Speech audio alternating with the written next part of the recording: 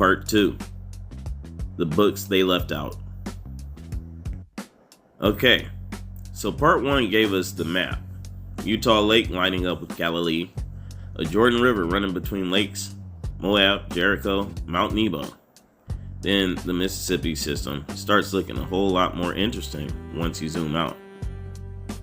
But here's where this mystery stops being just about geography, because what happens when you start opening the books that most people were never handed? The Dead Sea Scrolls show up in 1947, and suddenly we're staring at biblical manuscripts that had been sitting in caves for roughly 2,000 years. But the scrolls weren't the only ancient writings floating around. Enter Enoch, Jubilees, Esdras. Basically, Christianity has an extended universe, and apparently somebody forgot to include the bonus features. The Ethiopian biblical tradition preserved books like Enoch and Jubilees for centuries, and these texts just don't repeat stories we already know. They expand the world around them: genealogies, angels, nations, geography, migrations. Then you get to 2nd Esdras, chapter 13. It describes the 10 tribes leaving captivity and traveling to a distant region called Arzareth, a place separated from the nations where they were intended to keep their laws.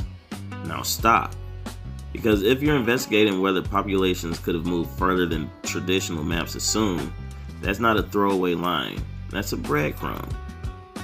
And then there's Ophir.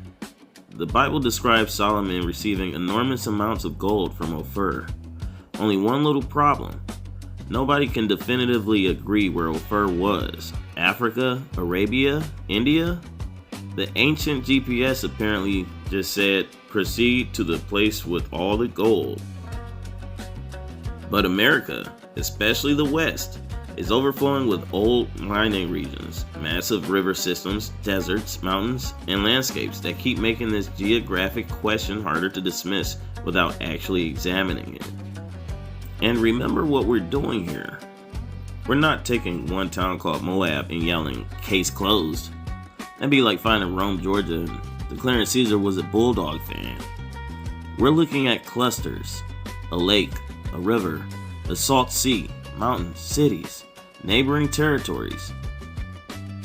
Then asking whether the relationships between them resemble the descriptions, not merely whether somebody borrowed the name centuries later.